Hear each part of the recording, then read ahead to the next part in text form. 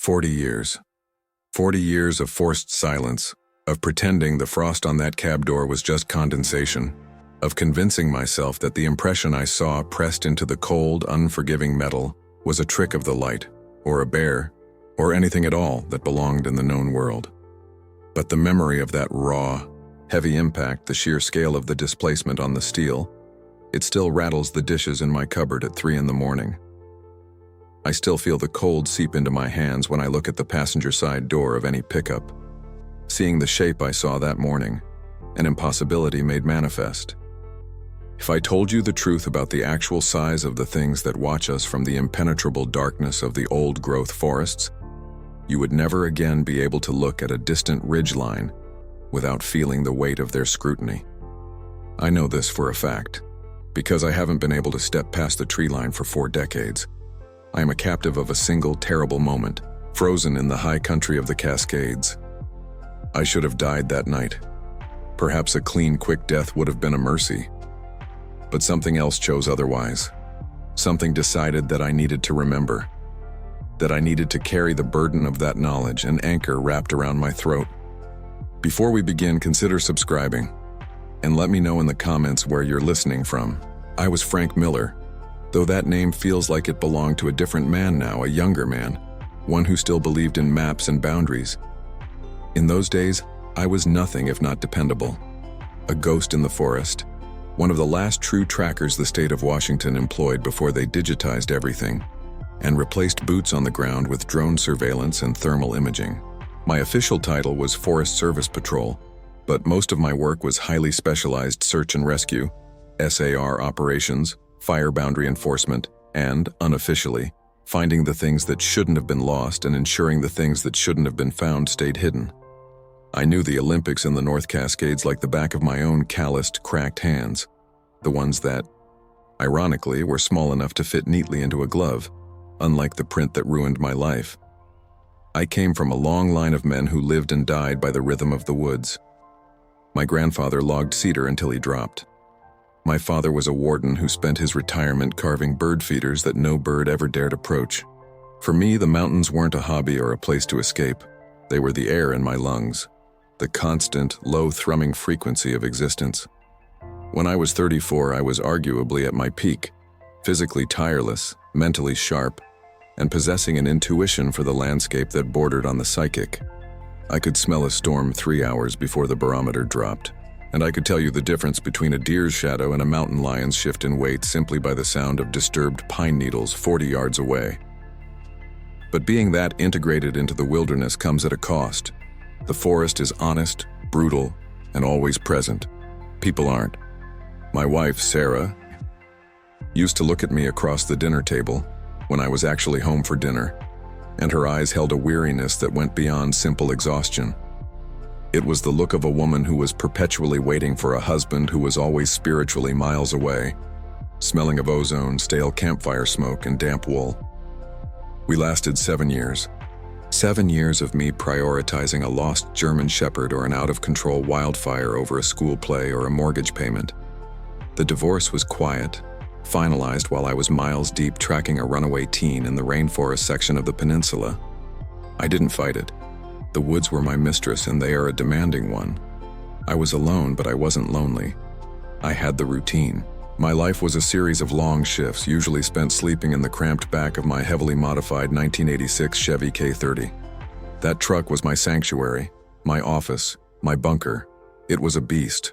Matte olive green, high clearance, studded tires, reinforced bumper, and a custom canopy designed to carry more gear than was sensible. I kept it immaculate, always loaded with the essentials. 3 days of rations, a shortwave radio that could punch through granite, half a dozen different types of knives, and the heavy-duty winch that had saved my life more times than I cared to admit. It was reliable, predictable. It was the last thing in my life that made sense. The specific trip where everything shattered was late October, roughly 1989. I had taken 3 weeks of accrued vacation, not to go to the beach or visit relatives, but to hunt elk high in the remote area, known locally as the Red Gorge Territory, a place so steep and remote that even the Forest Service maps had restricted access high-risk avalanche stamped over it. It was traditional, it was pure, and it was exactly the kind of isolation I craved. The weather was transitioning violently. We had a crisp, clear start, but the pressure was dropping fast, promising an early, heavy snow dump. I needed to get in, bag a bull, process it quickly, and get out before the access road, a barely maintained logging track named the Spine, became impassable. I drove the K30 for 6 hours up the Spine, the truck groaning in protest until I reached the furthest point I dared risk. A small, flat clearing bordered by ancient cedar and fir, overlooking a steep ravine. It was perfect, secluded, sheltered, and situated above a known elk migration route. I spent the first 2 days establishing my base camp. This wasn't a casual weekend hunt. I set up a heavy-duty wall tent, meticulously organized my equipment, chopped enough firewood to last a week, and then began my careful, silent scouting. The routine was soothing. It was the rhythm of a life well lived, the quiet competence of knowing exactly what you were doing. Every sound was categorized. The whisper of the wind through the high needles, the scuttling of squirrels hoarding winter stores, the distant muffled sound of the river far below. But on the evening of the second day, a quiet that I had never before experienced settled over the ridge. It was not the natural quiet of the woods after the sun sets, where the daytime sounds of birds give way to the nocturnal orchestra of insects, owls, and rustling rodents. No, this was an enforced silence. A vacuum. It was the sudden collective intake of breath by the entire biome. I was sitting by my small fire, nursing a tin cup of black coffee, watching the stars come out. Stars so sharp and bright at that elevation they seemed close enough to cut yourself on. The air was painfully cold, clean, and dry. Then, the silence dropped. It happened at precisely 7:47 p.m. I remember looking at my watch, marking the moment. The owls stopped hooting. The small field mice stopped their frantic foraging. The high, constant hush of the wind was suddenly muffled as if the air itself had thickened, dampening the sound waves. Even the crackle of my perfectly dry cedar fire seemed unnaturally loud, offensive in the stillness. A shiver, immediate and violent, ran down my spine, unrelated to the cold. I was a man whose instincts had been honed over decades of dealing with true threats: cougars, rogue bears, and the unpredictable stupidity of people lost in the elements. My internal alarm system, usually a gentle, subtle prickle, suddenly went off like a 5-alarm fire. My initial thought was, predator. A big cat, maybe, or a very large, aggressive black bear moving through the area. But predators make noise. They break twigs, they scent mark, they often cough or grunt. This was different. This was the quiet that comes when every living thing is holding its breath for fear of being heard by something else, something higher up the food chain. I slowly and deliberately reached for the old Winchester leaning against the log next to me. The action felt cold and familiar in my hand. I didn't raise it. I just rested it across my lap, watching the perimeter of the camp, defined by the weak flickering light of the fire. Then came the smell. It was not the comforting, earthy smell of the forest floor, nor the clean scent of pine resin. This was complex, overwhelming, and deeply unsettling. It was a potent, musky odor, like wet, unwashed wool combined with something vaguely acrid, almost metallic, and surprisingly a hint of something sweetly rotten, like overripe fruit left in the sun. It wasn't the smell of a normal animal. It was too pervasive, too layered. It was the smell of something enormous, organic, and possibly diseased, traveling quickly through the brush. My heart began to pound a heavy, slow rhythm against my ribs. I knew, with the kind of primal certainty that bypasses logic and reasoning, that whatever was moving in the dense timberline 40 yards behind my truck was not a bear. Bears are sloppy. They bluff.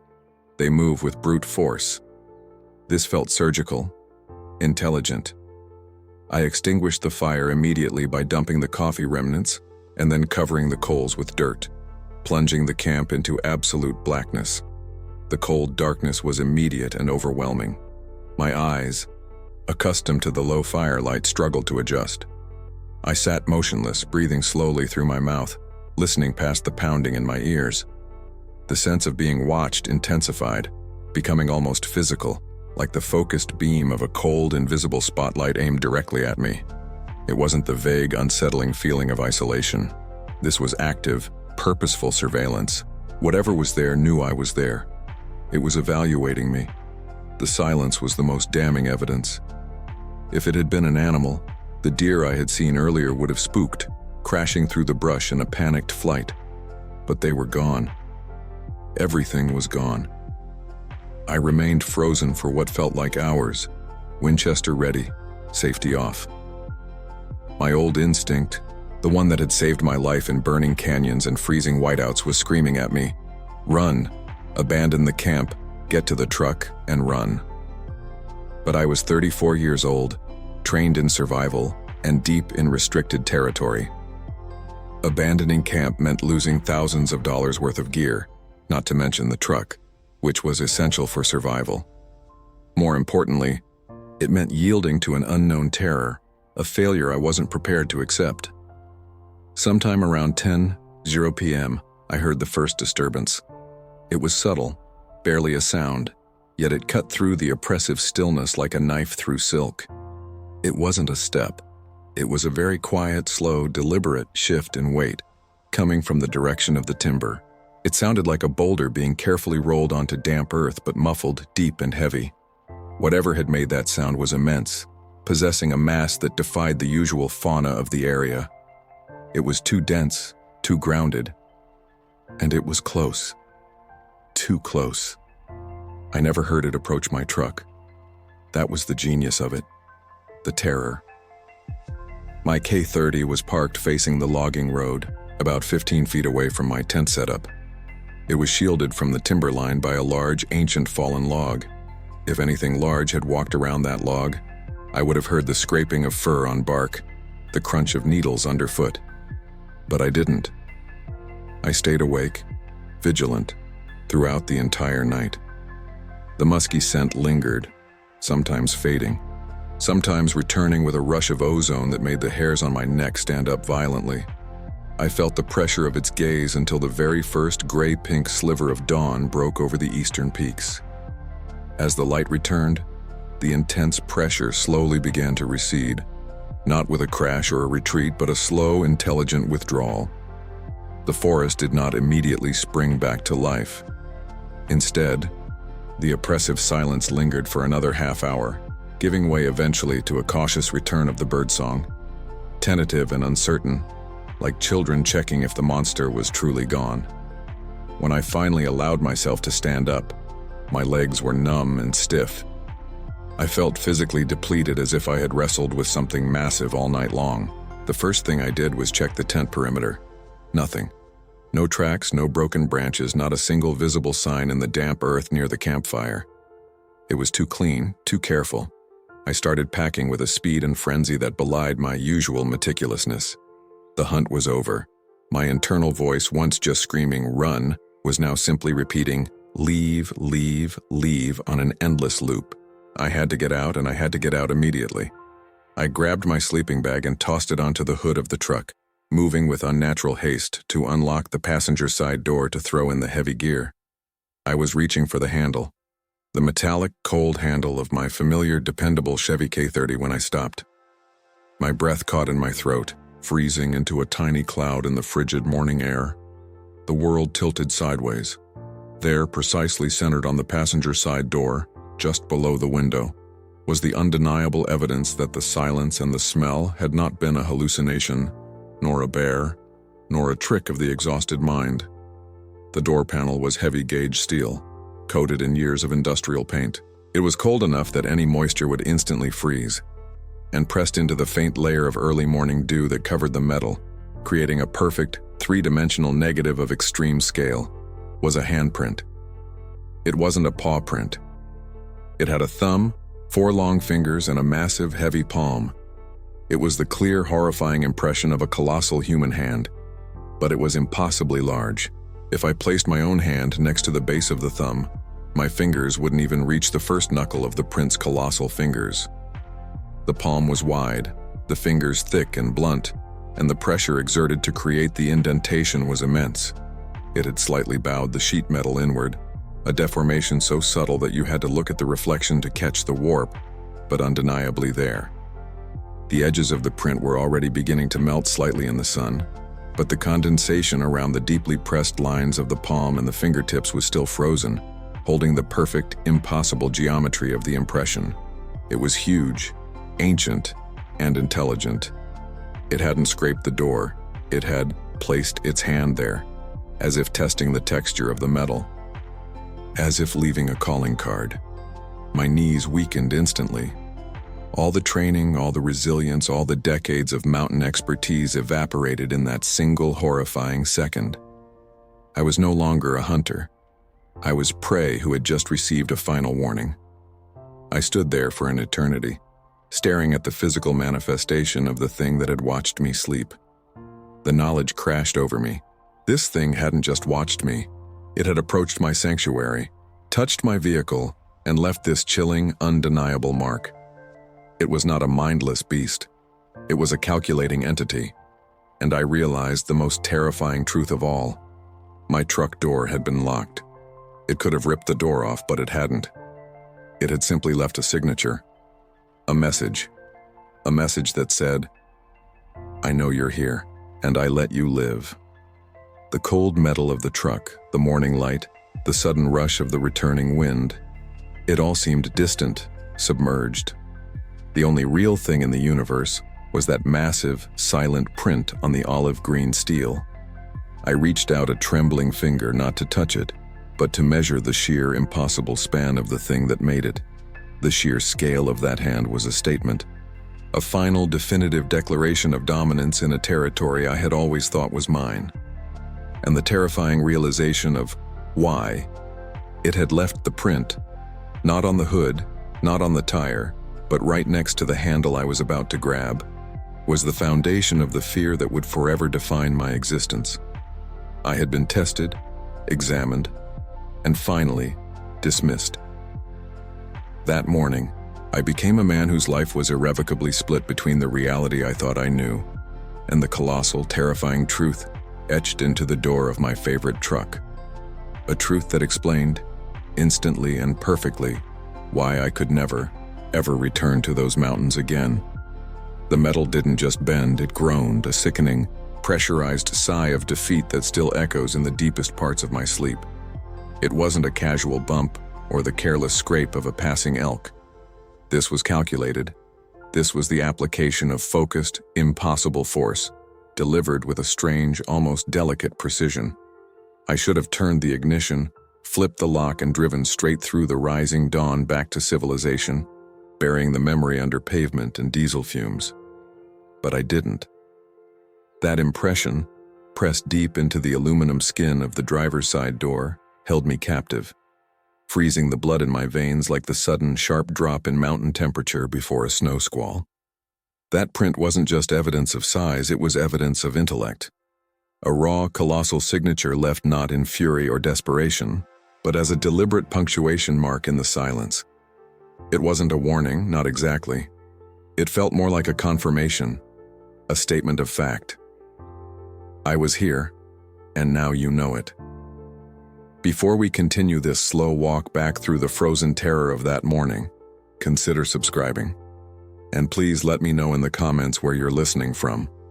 Knowing I'm not carrying this burden alone, even if those listening believe it's fiction, sometimes makes the silence easier to bear. I was Elias Vance. I repeat that name because the man who drove up that trail was no longer the man who stood staring at that truck door. Back then, I was solid, unwavering, a man who understood the physics of the forest, the metabolism of the wildlife, the logic of the logistics. I'd spent 15 years, off and on, working various capacities in the Pacific Northwest forests, sometimes as a contracted forestry technician, sometimes as an auxiliary search and rescue spotter during the off-season, mostly just as a solitary hunter who knew the quiet places the maps deliberately forgot to sketch in. The mountain range had always been my true home, the only place where the relentless, corrosive noise of human existence The expectations, the small talk, the necessary lies could finally dissipate. I was running, of course. We are all running from something up there. For me, it was Martha, my wife. She was gone now, had been for 3 years, having left me for a man who owned a bookstore and didn't smell perpetually of pine sap and gun oil. But the truth was, she hadn't left me for him. She had left me for the mountains. She left me because I gave the trees my presence and gave her my absence. Guilt, heavy and cold as riverstone, was my constant companion, a perpetual fog that only the thin, sharp air of high elevation seemed to pierce. I drove into those ridges not just for elk, but to punish myself with isolation, to prove that I needed nothing and no one, least of all humanity. I prided myself on my competence. My gear was military grade, my tracking skills honed by decades of necessity, and my mental state usually ironclad. Nothing in those woods had ever rattled me past the point of analytical control. Not a rogue bear encounter, not navigating a whiteout blizzard, not even pulling a young, hypothermic hiker off a narrow ledge. My world was quantifiable, but the handprint shattered that quantification. I remember reaching out, my own gloved hand hovering inches above the dented metal. The aluminum was cold, still bearing a fine layer of condensation and mountain dust. I didn't touch it right away. I needed to document it. Instinct overriding terror. I fumbled for my hunting knife, the heavy-duty fixed blade I used for everything from slicing jerky to batoning firewood, and laid it alongside the imprint. The scale was grotesque. The overall span, from the outside edge of the little finger's dent to the outside edge of the thumb's heavy impression, exceeded 13 inches. I had large hands, used to gripping cold steel and thick rope. Mine measured maybe 8.5 inches tip to heel. This print was nearly twice the size, but size wasn't the most disturbing feature. It was the geometry. It wasn't flat, like a gorilla dragging its knuckles or a bear pressing its paw. It was clearly palmar. The 5 digits were spaced with the unmistakable, intelligent articulation of a hominid. There was a defined thumb opposition, and the pressure distribution indicated a precise, centered weight. If this creature had pressed this hard without support, it would weigh well over 600 pounds, maybe closer to 900, depending on its leverage and height. I took the small, flexible tape measure from my kit, the kind used for measuring antlers and bore diameters, and tried to be forensic. The pads of the fingers were enormously thick, blunt, yet slightly defined at the tips, and the depth of the dent. That was the worst part. The door panel was rated for minor impacts. This wasn't minor. It was a concave depression that, had the pressure been sustained for a fraction longer, would have ripped the seam right off the frame. The sheer, effortless power required to warp high-grade aluminum like that, without any signs of slippage or scraping, spoke of an entity that viewed my heavily armored vehicle as nothing more than a soda can. And then there was the smell. It was faint, thankfully, but unmistakable once my traumatized mind allowed the sensory input to register. Not the rank, fecal stench I'd heard described in blurry recordings from old Louisiana swamps. This was different. A deep, organic musk, like wet earth, decaying leaves, and something vaguely feral, but overlaid with a startling, almost sickly sweetness, like honey fermented in wet leather, or extremely overripe fruit left in the sun and then dragged through mud. It permeated the condensation still clinging to the metal around the print, a biological marker left behind by the creature's close proximity. I lowered my head, breathing deeply through my nose, trying to identify the individual components of the scent, trying to categorize it because categorization meant control. It wasn't bear. Bears smell earthy, sometimes acrid, often fishy. It wasn't wolf or cougar. Their scent is sharp, urine-tinged, and predatory. This was heavy, ancient, and deeply, intensely mammalian, yet fundamentally alien to my experience. It lingered, a spectral perfume of the wild. The internal scream began, a high-pitched, silent shriek that resonated in my chest cavity. I was still trying to maintain the facade of the hardened hunter, but my hands were shaking so violently that I almost dropped the knife. I pulled out my camera, a heavy Nikon I used for wildlife photography, and methodically took dozens of pictures, macro shots of the finger ridges, wide shots showing the print relative to the door handle, shots with the tape measure stretched across it. The process was purely mechanical, my mind already operating in a state of dissociative shock, going through the motions drilled into me by years of documenting hunting kills and crime scenes for the SAR team. As I worked, I forced myself to scan the environment. If something this large had approached the truck, it had left a trail. This is where the woods betrayed me. The forest floor here was a thick, unforgiving carpet of pine needles, decomposed duff, and low-growing rhododendron bushes. It was terrible for tracking. Yet, as I circled the perimeter, keeping a terrified eye on the dark line of trees just 10 yards away, I started finding things. The first clue was the silence, layer 1 of the layered reveal. The moment I stepped away from the metallic hum of the truck's cooling engine, the world dropped into a terrifying vacuum. The usual early morning symphony of the high country, the distant cry of the Steller's jay, the high-pitched chirp of ground squirrels, the persistent, whispering groan of the wind moving through the tall pines, was gone. Obliterated. The kind of silence you only experience when every single creature capable of making noise is paralyzed by the presence of a super predator. I had felt that silence before, usually right before an aggressive bull elk charged, or when a hungry grizzly was moving through the brush. But this was deeper, more absolute. I moved to the front of the truck, following an intuition that the creature hadn't just appeared at the door. I found nothing immediately, but then I noticed the line of travel leading back into the deeper, darker timber. Layer 2, physical evidence beyond the truck. The strides were impossibly long, not continuous, easy-to-read tracks, but sparse, deliberate placements of weight that mashed the deep undergrowth. Where my own stride, even pushing hard, might cover 4 feet, these tracks reappeared 6 or 7 feet apart. They were depressions in the moss and pine needles the size of large dinner plates, but shaped like an elongated human foot, wider at the ball, with a distinct heel strike. No obvious arch, suggesting a flat, weight-bearing foot, but the toe articulation was clear, leading straight into the trees. The second piece of physical evidence was harder to stomach. About 20 yards back, I found a series of broken branches.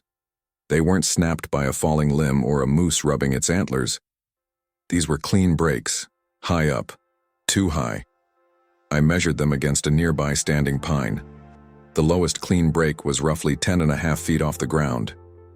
A snap, a casual movement, suggesting that whatever walked here was tall enough to casually brush aside heavy, live wood that high up.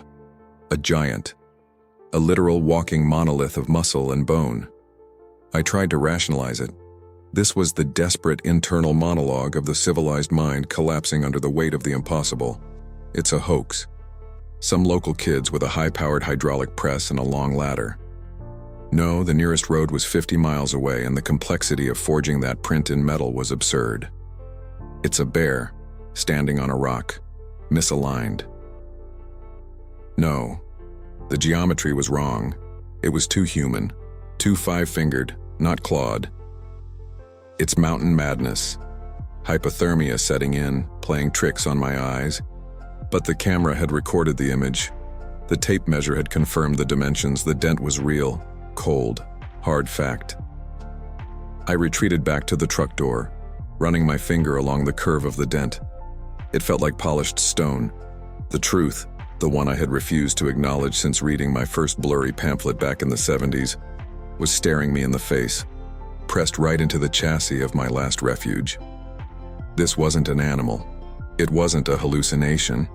It was intelligent. It was colossal. And it had stood right next to me while I slept, leaning casually on my door, leaving a calling card. My pragmatic, analytical self, the core of Elias Vance, was already crafting a partial, insufficient explanation to keep the horror at bay. I tried to focus on the biological aspects, desperate to fit it into the known taxonomy. A previously undocumented primate species, a relic hominid population, possibly Gigantopithecus, surviving in the remote wilderness. Something explainable by evolutionary science, however improbable. Anything but the truth. But even as I meticulously photographed the tracks and the high-snapped branches, layered reveal too complete, a third layer, the behavioral sign, began to settle over me like a shroud. This wasn't a sudden encounter. The creature hadn't accidentally stumbled upon my camp. It had approached in the dark, circled, and waited. It knew I was inside. It had the opportunity to tear the door off, to reach in, to end my life without effort. Yet it hadn't. It had simply leaned. The press of the hand on the door wasn't an attack. It was an act of possession, or perhaps communication. A deliberate, non-lethal gesture designed purely to terrify and inform. It was being watched, not hunted. It was being evaluated. That realization was colder than the mountain air. That this thing, this living myth, had observed me, considered me, and then chose to leave me alive, but permanently scarred by the knowledge of its existence. That the power it possessed was wielded with terrifying, manipulative restraint. I looked back towards the trees, the direction the creature's tracks led. The silence was absolute, suffocating. I felt the prickling sensation on the back of my neck that wasn't just adrenaline, but a deep primal recognition of having been assessed by something fundamentally superior. I wasn't a tracker anymore. I was prey, cataloged, and released. My immediate rational impulse was to phone the Forest Service, to call the local sheriff, to report an intruder, a possible vandal, an impossibly large bear, anything that could be logged in the system. But my hand paused over the satellite phone. What would I say? "Sheriff, I found a dent the size of a shovel handle on my truck and it smells like sweet, wet fear." I knew exactly what the reaction would be. Condescension, a recommendation to seek medical attention, and the immediate end of my career as a trusted local contact. I looked at the dent one last time. It was a scar now, a permanent physical change to my property, and I knew with sickening certainty that this single, colossal handprint was the prelude. It wasn't the end of the encounter. It was merely the opening line of a story that I desperately wished I hadn't volunteered to be the protagonist of. I decided, in that heart-stopping moment, that I had to follow the tracks. Not out of bravery, but out of a desperate need to find an official explanation, however flimsy. I needed a bare hair, a strange scat sample, a rational lie I could tell myself and the world. I needed to see where the giant had gone, to try and reclaim the quantifiable world this colossal entity had stolen from me. I was preparing to track the impossible, entirely unaware that the creature was already preparing its own, far more intimate confrontation. The mountain had sealed its silence, and I was about to walk into its cold, silent reckoning. I stood there, the midday sun already slanting low, filtering gold through the high pines.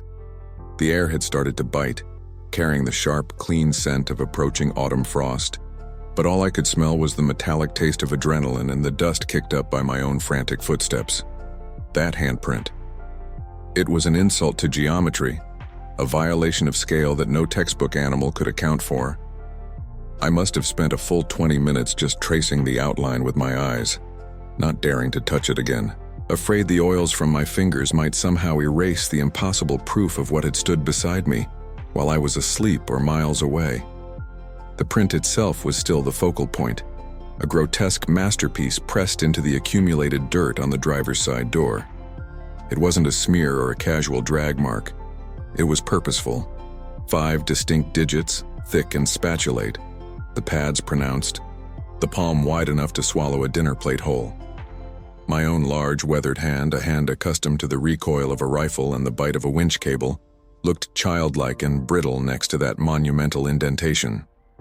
The depth was the key. To press through the settled grit, through the grime of 3 months of mountain roads, and dent the light sheet metal beneath, it required tonnage. It required a physical weight and focused, deliberate power that redefined what I understood about terrestrial life. A bear might scratch, a bear might paw, but this was an articulation. This was a statement left by something that possessed both immense brute force and the fine motor control to place its hand, rather than just slam it down. and the silence that now surrounded me felt heavier than any fog. It wasn't the natural quiet of the wilderness resting. It was an absence, a vacuum where the usual symphony of the forest should have been playing its endless loops. The chickadees arguing, the distant tapping of a woodpecker, the scurry of squirrels preparing their hoard. Nothing. Only the sound of my own breath, shallow and ragged, and the pulsing thrum of blood in my ears. I finally pulled myself away from the door, forcing my gaze downward onto the immediate vicinity around the truck tires. I needed more. One print could be a bizarre fluke, a residual echo of a previous encounter, or, God forbid, a cruel, elaborate joke played by some local teenager, though the remote location argued vehemently against that last theory. The ground was my friend and my enemy up here. It was mostly hardpack and scattered granite shale, notorious for refusing to hold a clear track. But here, right next to the driver's side, where the creature must have stood while admiring or assessing my vehicle, the forest floor told a different story.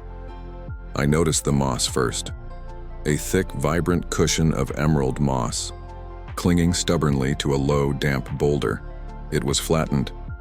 Not just stepped on, but compressed, squeezed down as if a hydraulic press had been applied, the tiny, absorbent structure permanently bruised.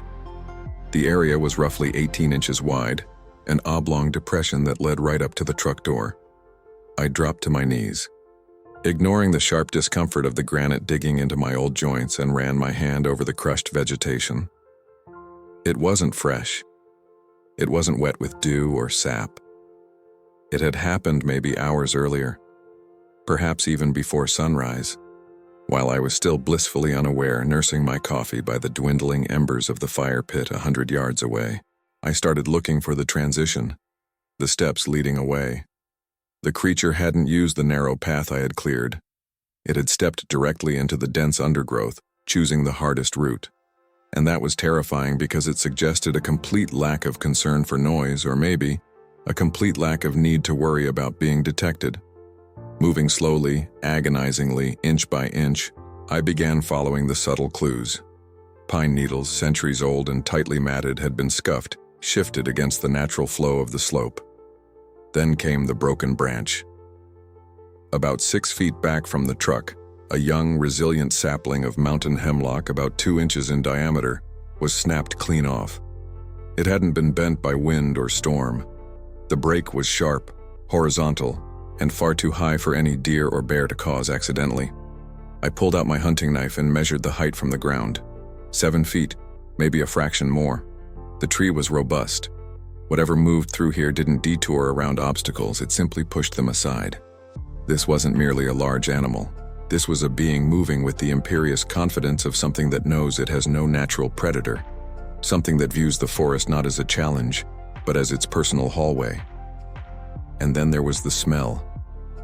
It crept up on me, subtle at first, masked by the strong mountain air and the lingering scent of wood smoke and old rifle oil.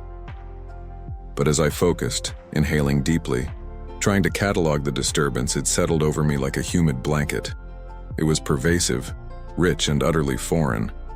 If you've ever worked with large farm animals, you know the smell of manure, of wet wool, of stale urine. If you've hunted large predators, you know the concentrated musk of a rutting bear or the coppery feral odor of a big cat. This was neither. It was primal, yes. Certainly organic, but overlaid with something complex and almost nauseatingly sweet, like overripe fruit left in a damp cellar. Underneath the sweetness was a sharp, almost ammonia-like tang, a scent of powerful metabolism running hot, combined with the heavy, unsettling smell of wet, decaying fur and earth. It was a smell of immense power and lack of hygiene, a scent that triggered something ancient and panicked in the reptilian core of my brain. It screamed, apex, but also alien. I remembered reading an old report years ago when I was still foolish enough to mock the occasional grainy photograph sent down from some remote logging camp. The descriptions were always vague, musky, like sour garbage, like a wet dog, only 10 times worse. Those words were useless. This scent was dimensional. It settled in the back of my throat, clinging, refusing to dissipate even after I took several deep, gasping breaths of the clean mountain air. The silence, the crushing of the moss, the snapped branch, the scent. It was all converging. It wasn't just a physical presence, it was a psychological operation. I felt suddenly, profoundly, exposed. Every hunter knows the difference between being alone and being observed. For decades, I had luxuriated in the former. Now I was drowning in the latter. I pictured the creature standing there, right where I was kneeling, its body massive enough to crush the moss without effort, its arm reaching out slowly, deliberately to press its enormous hand against the smooth, cold metal of my truck door. What was it thinking? Curiosity? Territorial marking? Or chillingly, was it trying to communicate? Was that an attempt to tell the resident, the trespasser, I was here, and I watched you breathe? The rational hunter in me, the man who had tracked elk and cougars across impossible terrain, went into documentation mode. I scrambled back to the truck and fumbled for the toolbox, retrieving a thin measuring tape and a small notebook I used for calculating windage.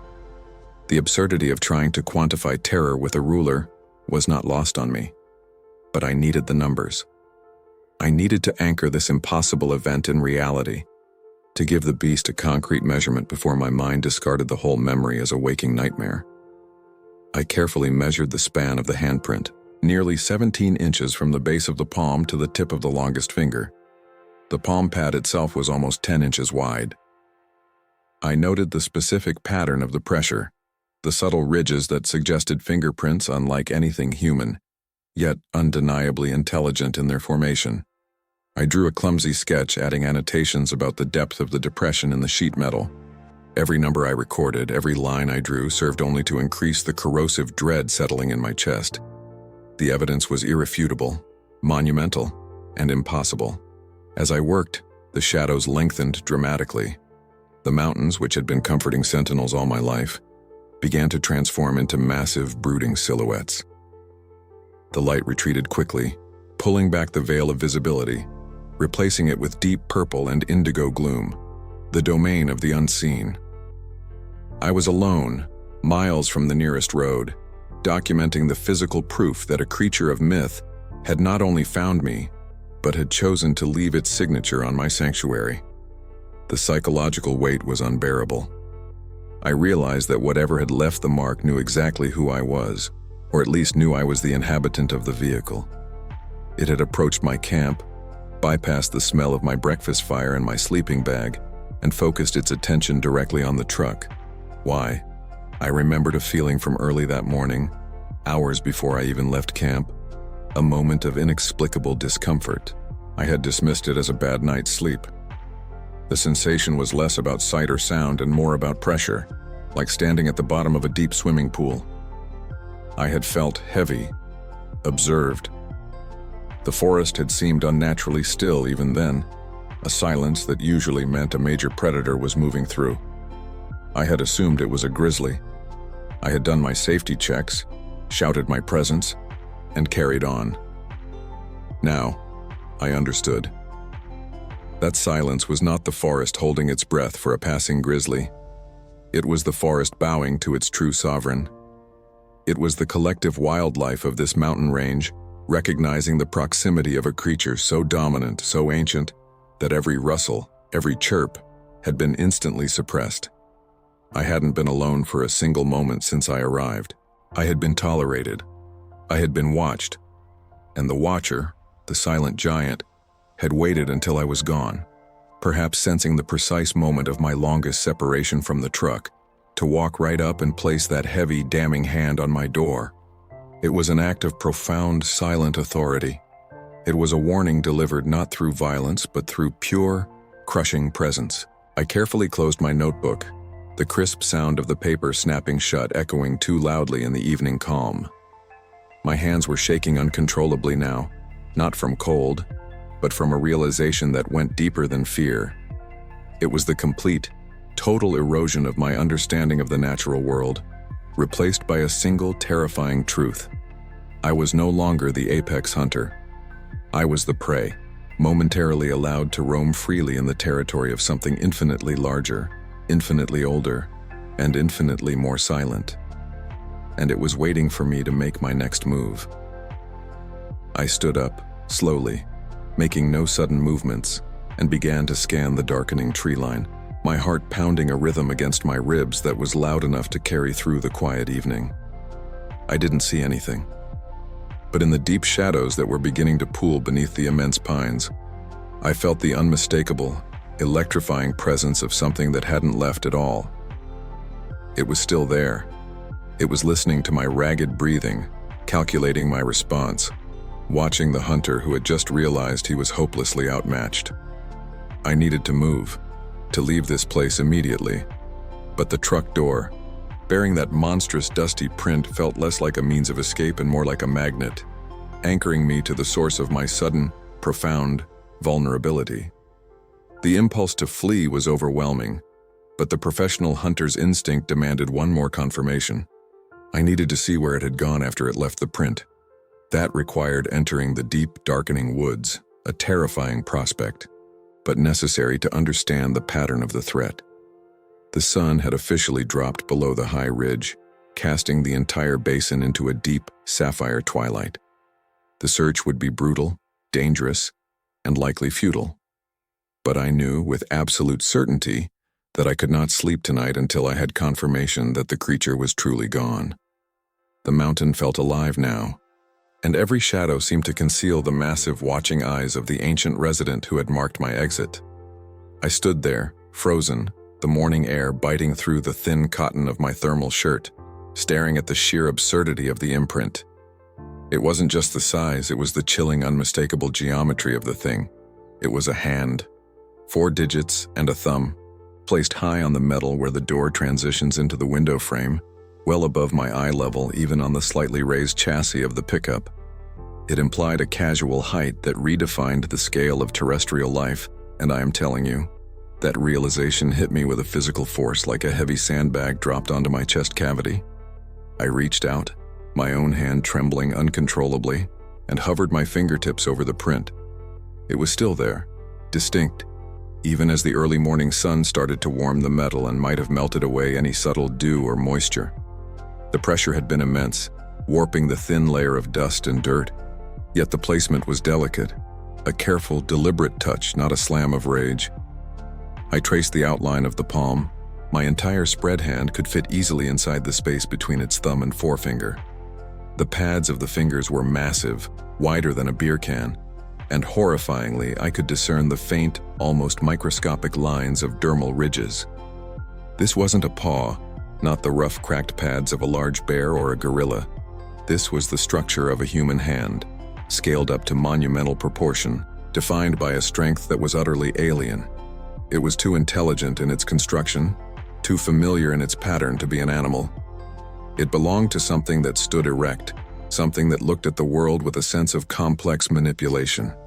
My rational mind, the mind of a hunter who has spent 40 years classifying every track, every scat, every broken branch in the Northwest, immediately tried to revolt, to conjure an explanation that fit inside the accepted boundaries of reality. It had to be a hoax. But who and how? I was deep in the drainage, miles from the nearest paved road, requiring a 4-wheel drive and serious commitment just to reach this clearing. No one came here, especially not those with the time and effort to sculpt a giant latex glove or some sort of bizarre prop to play a joke on a solitary old man. And even if they did, the placement suggested a height and a reach that defied the average practical joker. The cold dread solidified into a heavy, sickening lump in my gut, demanding that I turn tail, jump in the truck, and drive until I hit pavement, civilization, and the reassuring banality of human noise. But the hunter's instinct, the perverse curiosity that drives men into the deepest, darkest parts of the wilderness, chained me to the spot. If this thing was real, if it had touched my truck, then it had been watching me sleep. It had been standing right there just feet away, assessing the contents of my life, the rifle, the bedroll, the coffee pot. I forced myself to look away from the handprint, knowing that dwelling on the impossible detail would only paralyze me further. If the print was real, there had to be more evidence. I dropped to my knees, ignoring the crunch of the frozen pine needles beneath my weight. I began a slow, agonizing grid search around the immediate perimeter of the truck. This ground was not easy. It was a mix of hard-packed earth, scattered stones, and a thick layer of decomposing pine detritus. It took me nearly 5 minutes, crawling on my hands and knees like a supplicant, before I found the first piece of undeniable corroboration, and it was less a print and more an annihilation. About 12 feet from the driver's side door, slightly obscured by a clump of low-lying huckleberry bushes, was a depression. It wasn't defined like a boot track. It was a heavy, circular pressure point, a displacement of the entire subsurface. The soil beneath the pine needles had been pressed down, compacted so tightly that it felt like concrete, despite the ground being relatively soft elsewhere. It was a weight-bearing depression, the kind you might see if a small car axle had fallen onto the earth. I brushed away the needles, tracing the outline. The sheer weight implied was catastrophic. I estimated my truck, fully loaded, weighed just under 3 tons. Whatever left this depression exerted a fraction of that weight, perhaps a quarter on a single foot. But what struck me most wasn't the weight. It was the gate. There was a second depression, less clear, about 6 feet further on, leading toward the denser woods. The distance between the 2 points was immense, easily requiring an animal to stride 6 feet, maybe more, in a single step. And the path it took was precise. It avoided the larger stones. It stepped lightly around the rotting stump. This was not a mindless beast lumbering through the woods. This was intelligent movement, calculated to minimize noise and maximize concealment. The creature hadn't walked to my truck. It had arrived with purpose. It had circled the clearing, chosen its approach, stood next to the door, left its message, and then slipped back into the shadows. And it had done it all while I was sleeping mere feet away, without making a sound that penetrated the deep sleep of exhaustion. My breath hitched. The paranoia, which had been a whisper, became a shout inside my skull. It wasn't just something watching. It was something that understood the concept of observation and concealment far better than any hunter I had ever met. It was a creature operating on a level of stealth that bordered on the supernatural. I stood up slowly, scanning the tree line. The Douglas firs and ponderosa pines here were ancient, towering pillars that created a dense, unbroken canopy 50 to 80 feet above my head. The clearing felt suddenly vulnerable, exposed on all sides. I reached instinctively for the rifle I had left leaning against the fender, my constant companion, the ultimate guarantor of my survival. But even as my fingers closed around the cold, familiar steel, I knew it was useless. If this thing wanted me, a 30-06 was just going to make it angry. I took 3 deep breaths, forcing the panic down. Evidence. Focus on the evidence. The second layer of the reveal always comes from the vertical dimension. A woodsman knows to look up. If an animal is moving through the trees, it leaves markers. Rub marks, stripped bark, broken branches. Bears claw trees low down. Mountain lions leap onto lower branches. But nothing natural, reaches 50 feet into the canopy to snap a branch clean off. I looked up, following the approximate line of travel suggested by the footsteps. And there, about 40 feet above the ground, where the canopy truly thickened, I saw it. And then another, and another. They were massive limbs, thick as my thigh, that had been snapped clean. Not chewed, not withered and fallen, but forcibly, violently broken. They were fractured in a green, fresh break, where the wood fiber was still pale and glistening. The breaks looked like someone had taken a massive, invisible hand and simply twisted the branch until the wood failed. And they were positioned in a line, almost perfectly marking a pathway that ran parallel to the small creek ravine that bordered the clearing. I stood there, neck craned back, feeling suddenly tiny and irrelevant beneath the looming architecture of the ancient forest. A bear can climb. A bear can be strong. But a bear doesn't navigate 40 feet up to simply mark a trail by ripping off fresh limbs. It was wasteful, powerful, and entirely unnecessary unless it was trying to prove a point. A dominance display, scaled up to an impossible dimension. This was the moment when the last vestiges of my scientific, rational worldview shattered. The handprint could be explained away as a trick of the light, an odd deformity. A massive joke. The footprints, deep and heavy, could be the result of a landslide or localized ground settling. But the broken branches, fresh and high, laid out like markers on an aerial map. That was irrefutable. That required an entity of monumental height, monumental strength, and monumental arrogance. It walked the treetops as easily as I walked the forest floor. The woods, which had been silently oppressive since I arrived, now felt actively hostile, electric with awareness. I felt the familiar hunter's sensation of being studied, that prickling heat on the back of the neck, the instinctual knowledge that eyes were tracking my every move. But this was different. This wasn't the lazy glance of a deer or the intense focus of a bobcat. This felt like a deep, ancient intelligence observing a lesser species.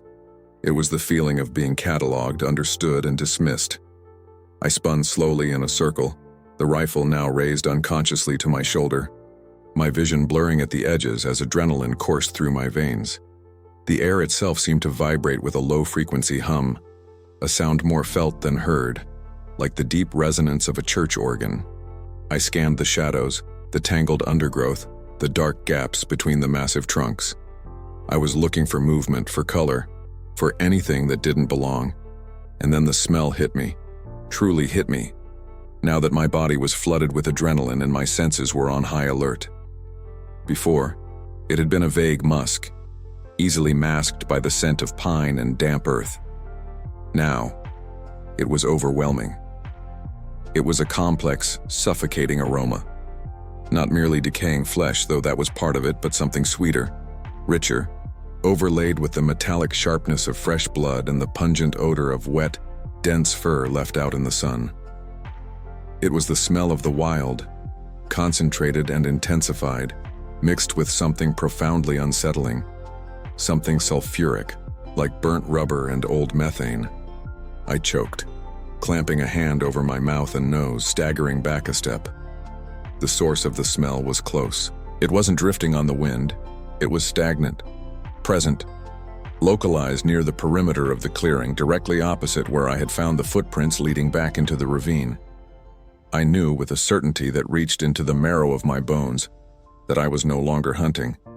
I was being allowed to live. The handprint was not a mystery to be solved. It was a note left on the pillow of a sleeping guest. "We know you are here, and we let you wake up." The thought triggered a terrifying flashback. Years ago, while working a search and rescue operation near the Olympic Peninsula, we had found a missing hiker, an elderly woman who had been lost for 3 days in a treacherous whiteout. When we reached her, she was tucked neatly beneath a massive cedar overhang, wrapped tightly in her own sleeping bag, completely unharmed, lucid, but suffering from acute exposure. She had only one thing to say, whispered to the medic as we loaded her into the helicopter. She kept repeating, "The tall man carried me. He kept me warm. He smelled like rotten fruit and old fire, but he told me to never tell anyone he was there." At the time, we chalked it up to hypothermia, a hallucination, the mind creating a protective savior in extremis.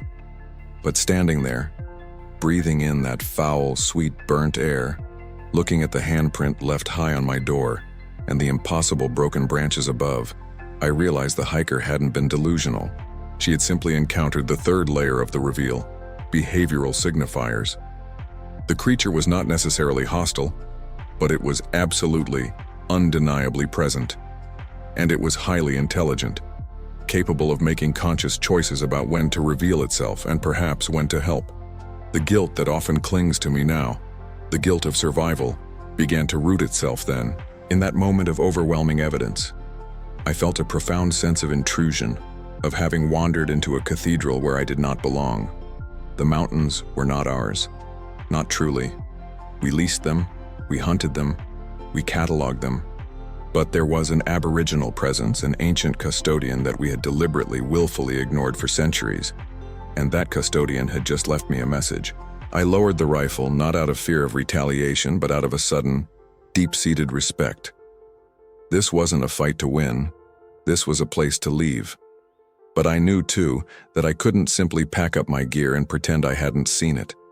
My rational mind demanded I confirm the smell, I needed to see what was causing that metallic, overwhelming sweetness. I moved slowly, step by precise step, following the increasing intensity of the stench toward the ravine edge. The air grew thicker, heavier, pushing against my face like a warm, putrid curtain. My boots crunched over the pine needles, but the sounds were swallowed instantly by the oppressive silence. And then I saw the disturbance. It wasn't the creature itself, but the undeniable sign of its recent presence. A shallow depression, concealed beneath the low branches of a spruce, contained a scattering of broken branches and leaves. It looked like a temporary bedding area, hastily constructed and then abandoned. And next to it, partially buried, was a pile of scat. I am an expert in animal waste. It tells the story of the woods better than any field guide. But this was an anomaly. It was massive, far larger than any grizzly, thick and ropey, steaming slightly in the cold air. And what it contained? That was the final piece of evidence that broke me. It wasn't solely herbivorous, though there were fibrous plant materials. It wasn't solely carnivorous, though there were bone fragments. It was omnivorous, but what made me physically reel back was the identification of the bones. They were small, clean, and unmistakably deer. Not the chewed-up, fragmented mess left by a bear or a coyote, but bones cleanly snapped and processed by a powerful jaw and digestive system. The creature was thriving. It was close, and judging by the freshness of the scat and the smell, it had been here less than an hour before I woke up. It had watched me make coffee, and then, perhaps, realizing its proximity was too great, it had quietly slipped away, leaving only the impossible handprint on the door and the evidence of its true, terrifying nature waiting for me in the dense shadows of the mountains. I felt the blood drain from my face. My survival instincts, honed by decades of isolation, suddenly screamed one simple command: get out now. The layered evidence was complete. I had cataloged the physical threat, weight, height, strength, the behavioral intelligence, stealth, deliberate marking, possible warning, and the sheer biological reality, the fresh, putrid evidence of a thriving apex predator. I scrambled back to the truck, the smell chasing me like a physical entity. I didn't stop to examine the scat further. I didn't bother checking the remaining perimeter. My focus narrowed entirely to the ignition key. I just needed to move metal, to generate speed, to break the psychological grip of that clearing. That handprint was no longer a mystery. It was a countdown timer, and I had just reached 0. The mountain had warned me, and I was going to obey. I ripped the key from my pocket, my hand shaking violently, knowing that the engine noise would be the last defiant human sound before the true silence of the woods reclaimed its dominion. I was halfway home, and the worst part was, I knew, deep down, that the creature had watched me leave, satisfied that its message had been delivered. I spent 3 hours driving down the logging roads that morning, but it felt like 3 days. Every mile was a victory against the paralysis the mountain had imposed on me. Yet every mile also distanced me from the only proof I had that I wasn't completely broken. The print, that singular, impossible impression left on the steel door of my reliable old pickup, was a cold, hard fact contradicting every natural law I knew. I stopped 4 times on the winding descent just to stare at it. I touched it again, tracing the ridge of what had to be the heel pad, the immense, almost shovel-like palm, and the 5 definitive indentations of the fingers. It wasn't just big, it was structured. It suggested immense musculature and a complex bone structure far beyond any known primate. When a bear paws at something, it's a chaotic, slashing mess driven by claws and raw power. This was different.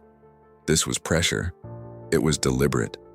It was placed gently, but with the necessary force to dent tempered steel just enough for the residual moisture and oil from the hand to leave its mark, perfectly framed by the dust.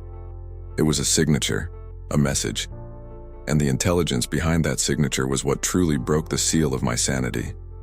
It hadn't smashed the window, hadn't ripped the door off its hinges, which I knew instinctively it could have done with trivial ease.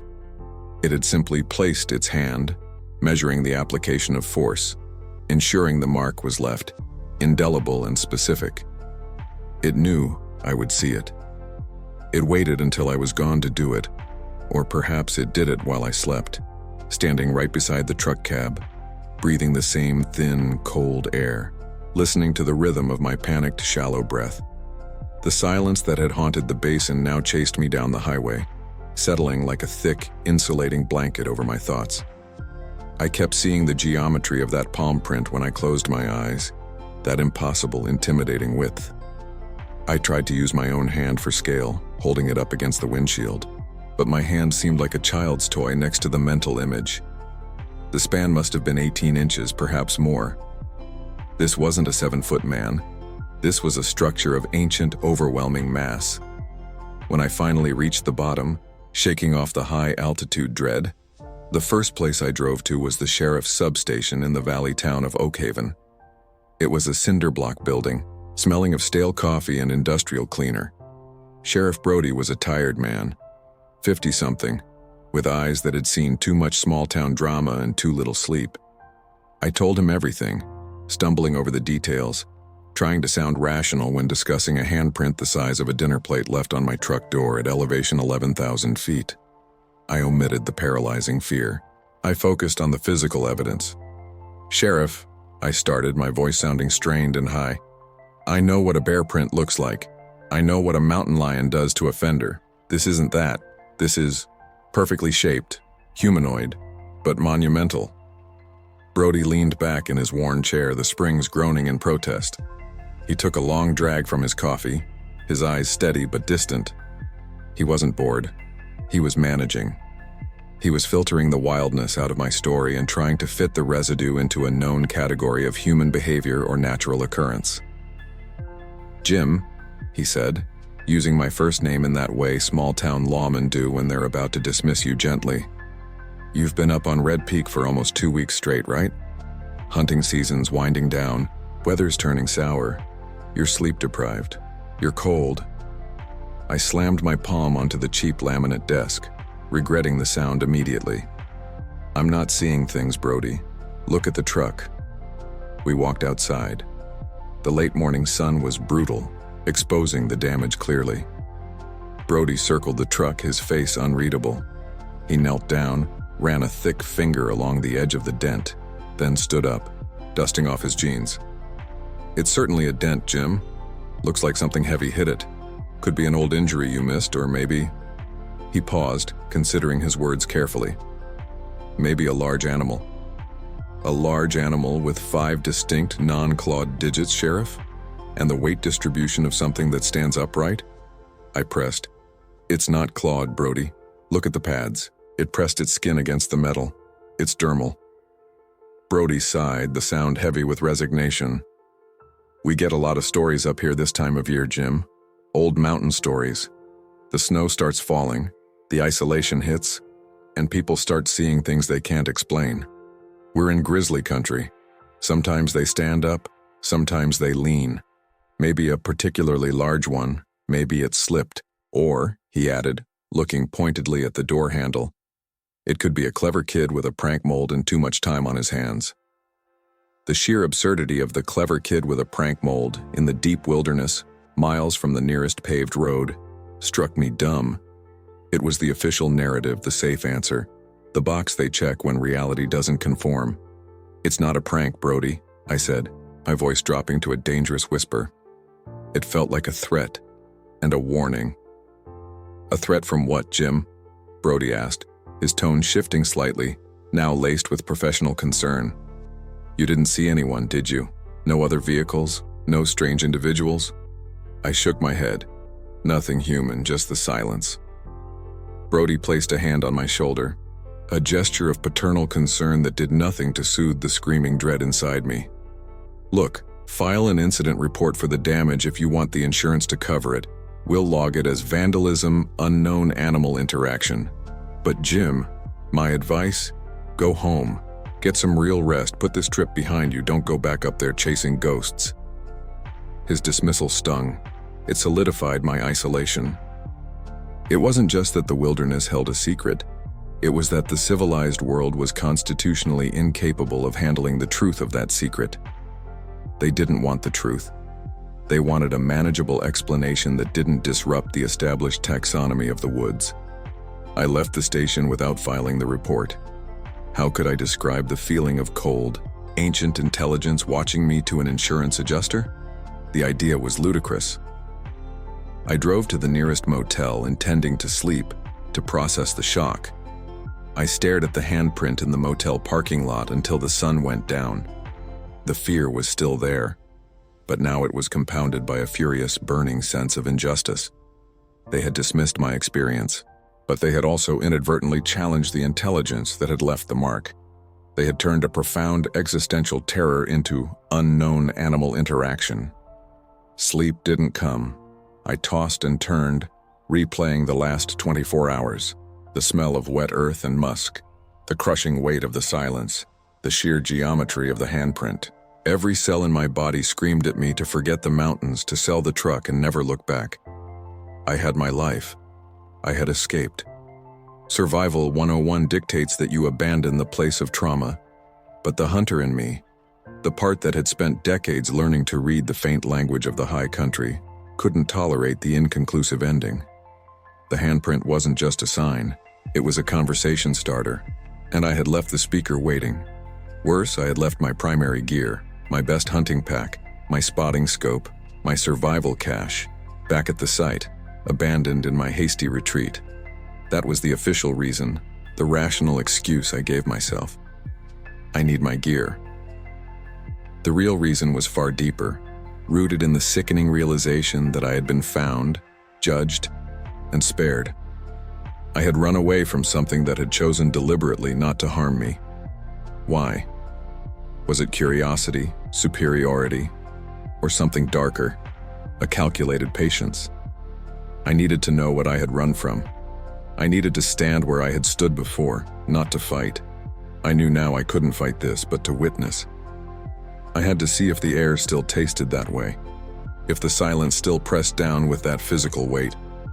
The official explanation had failed me. Now I had to find the forbidden explanation. By 2 a.m. I was back in the truck, the dented door a silent accusation. I didn't even pack food. This wasn't a camping trip. This was a pilgrimage to the edge of reality. I drove through the black mountain night, the headlights cutting weak paths through the rising fog. The road seemed slicker, the switchbacks sharper. I felt a palpable dread building in the cab, the same pressure I had felt before the discovery of the print. The mountain wasn't just a place. It was a consciousness, and I was re-entering its domain not as an intruder this time, but as a reluctant student coming back for a lesson he desperately wished he could skip.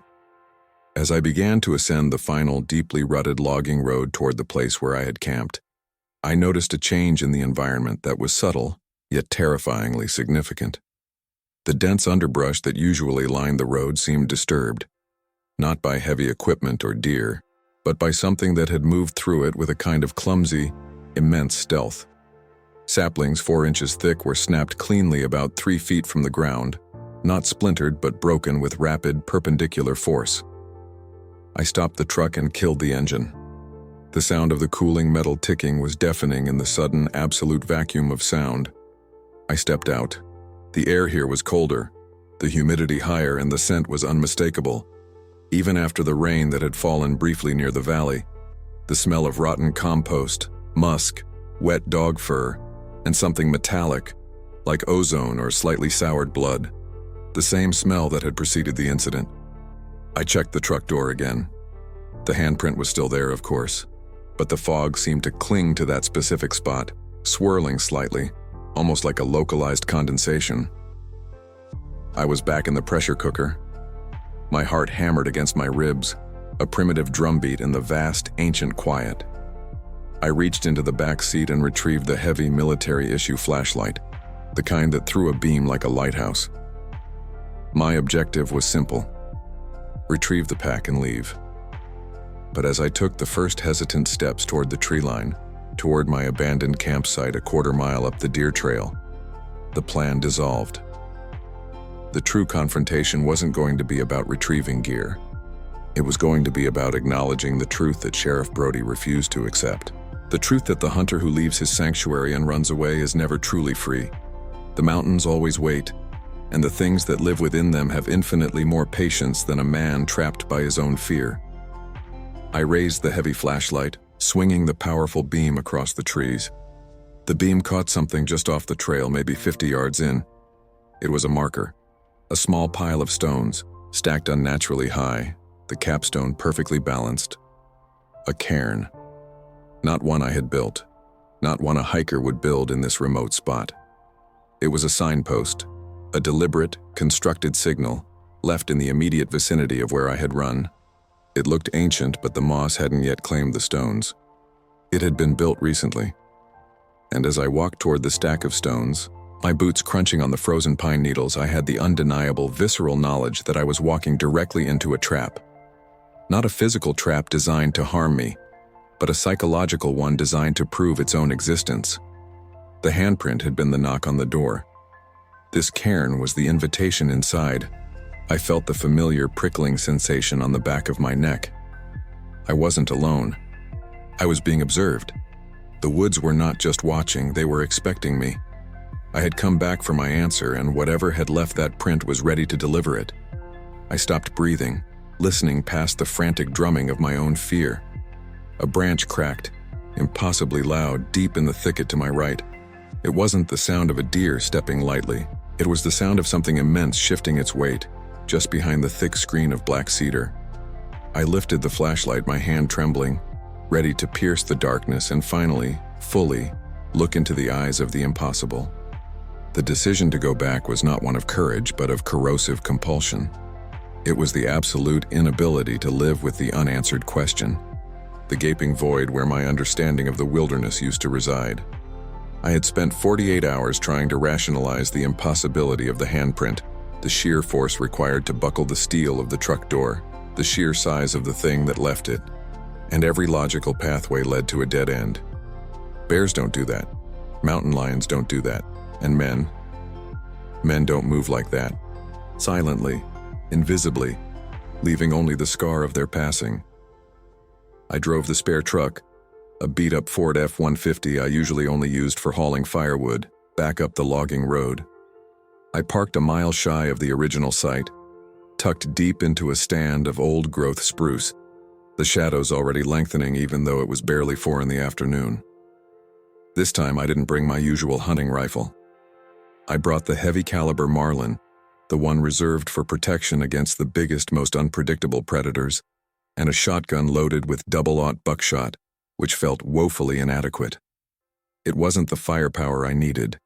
It was the psychological ballast, the lie I told myself that I could fight whatever this was. The woods, already familiar and comforting to me just days earlier, were now alien, draped in a suffocating quiet. It wasn't the ordinary silence of a forest waiting for the evening, punctuated by the faint rustle of mice or the distant call of a jay. This was the absence of sound, a vacuum so profound it pressed against my eardrums, making the rush of blood in my head sound like a tidal wave. The air was cold, damp, and carried that familiar, metallic scent I had first dismissed, a mix of wet earth, ozone, and something indescribably feral, like a musk soaked into ancient leather. I moved slowly, professionally, traversing the ground with the caution of a man walking on thin ice. Every few steps I'd stop, listen, and perform the familiar 360-degree scan, but my instincts honed over decades were useless. They screamed, danger, but offered no direction, no vector of approach. I felt surrounded, enveloped, like the forest itself had turned into a single, massive, sentient organism, focused entirely on my presence. My objective was the clearing where I had found the broken high branches, the area where the thing had clearly observed me the first time. I wanted to see if it had returned, if there were new physical markers, anything that could offer a clue to its routine, its territory, or its habits. As I neared the boundary of the clearing, the silence deepened even further, becoming less of an absence and more of an active suppression. The crunch of my own boots on the pine needles seemed sacrilegious, a violent tear in the fabric of the woods. I dropped to a knee behind a massive fallen cedar, its trunk split and silvered by time, and leveled the Marlin. I waited, counting my breaths, forcing them slow and shallow. That's when I noticed the arrangement. It wasn't a footprint, not immediately. It was a cluster of stones, basalt river rocks of uniform size, placed meticulously at the base of a towering ponderosa pine, forming a tight, low cairn maybe 2 feet high. The stones were clean, smooth and dry, which was impossible given the prevailing dampness of the undergrowth. They had been deliberately transported and stacked, not by a bear. Bears don't possess the fine motor skills or the conceptual drive for such symmetry. Not by a person, because there were no tracks leading to or from the structure, not even the faint impression of a boot sole. It was a sign, a marker, an unmistakable declaration of intelligence operating outside the realm of natural explanation. My hands started to tremble, a reaction utterly foreign to me in the field. I was not prone to fear. I was built of caution and resilience. But this structure, so simple and yet so eloquent, spoke volumes about the mind behind the handprint. It was a mind that observed, that planned, that signaled. It wasn't random aggression. It was territorial communication, maybe even ritualistic. I drew closer, stepping lightly, my heart pounding a chaotic rhythm against my ribs. The musk was stronger here, almost stifling, laced now with a secondary odor that chilled me to the bone. Raw, unprocessed decay, like carrion left out in the heat, yet somehow strangely sweet too, like the decay of fruit mixed with rotting meat. As I studied the cairn, I saw it, the impression. It was not a classic Bigfoot track, not the sort of perfect textbook impression you see in grainy plaster casts. It was a depression in the heavy moss just beside the stacked rocks, a massive, deep heel print followed by the faint suggestion of toes, pressed down with immense, almost casual weight. The thing had paused here, stood sentinel over its strange rock arrangement and waited. And then, I heard the breath. It wasn't a growl, wasn't a snort, wasn't the heavy, wet puffing of a large mammal laboring through the brush. It was a human inhalation, deep and impossibly slow, drawn in with the deliberate rhythm of someone meditating, or someone waiting for the precise moment to strike. It came from directly behind me, maybe 20 feet back, concealed by the density of the fir saplings. I froze, every muscle locked. My finger tightened on the trigger, but I didn't dare turn around, didn't dare interrupt the slow, agonizing silence that had settled between us. My professional training took over, a cold detachment fighting the panicked animal screaming inside my skull. Don't move, don't make a sudden movement, determine distance, identify threat. But I couldn't. The camouflage was absolute. Whatever was back there had moved into position with zero audible noise, zero displacement of the underbrush, performing a feat of stealth that defied physics. An animal that large moving through ground cover that dense should sound like a small bulldozer. Yet, there was only the sound of its massive chest expanding, contracting. I kept my gaze fixed on the cairn, pretending not to hear, pretending not to feel the overwhelming physical presence radiating off the unseen entity. I knew with the gut certainty of a man facing the true apex predator that it was studying my reaction. It was measuring my fear. The breathing paused, held, and for a terrifying second I thought I was alone again. Then a sound so subtle, so utterly intentional, broke the silence. A single, small, dry twig snapped. Not under heavy weight, but deliberately, a calculated sound meant purely to confirm to me that it was still there, closer now, and utterly aware of my predicament. It was mocking me with its invisibility. The terror shifted into something colder, something akin to rage mixed with despair. I wasn't hunting, I was bait. I slowly lowered the rifle, keeping my movements agonizingly smooth. I needed to move, to break the psychological trap, but if I turned too fast, if I showed aggression, I knew the confrontation would escalate instantly, and I would lose. I spoke, my voice a dry, rasping whisper that sounded unnatural and tinny in the deep woods. I addressed the saplings, the silence, the oppressive presence. I don't know what you are, I said, the confession of ignorance humbling me deeply. I don't know what you want. I just came back for answers. The response was immediate and terrifying. It wasn't sound, but movement, sudden and swift. The tops of the fir saplings directly behind me, maybe 30 feet up, suddenly began to sway violently, as if a localized microburst of wind had struck them. But the air around me was still, thick and cold. Whatever was observing me had ascended the trees with impossible speed, breaking the canopy to gain a better vantage point, confirming its vertical superiority. I wheeled around then, abandoning caution, swinging the marlin up, seeking the source of the movement. I scanned the upper branches, my eyes straining against the dimming light. I saw the branches shaking, but the body was too well integrated into the shadows. The scale, though, was undeniable. The sheer girth required to move a trunk that thick suggested a mass far exceeding that of a large bear. And then, I saw the eyes. Not two, but one, briefly, as the creature shifted its position. It was high up, framed against the graying sky. The eye was not glowing with unnatural bioluminescence, as some tales suggest, but reflecting the remaining light with unnerving clarity like wet obsidian. It was huge, framed by heavy brow ridges, and it held an expression that slammed into me with the force of a physical blow. It was an expression of profound, weary intelligence. It wasn't malice nor curiosity, but something closer to disappointment, or perhaps an ancient, burdened patience. It looked at me as a man looks at a persistent, irritating insect. It wasn't seeing me as a threat to be eliminated, but as a problem to be tolerated or simply deterred. The intensity of that single gaze pinned me where I stood, rendering the heavy rifle in M.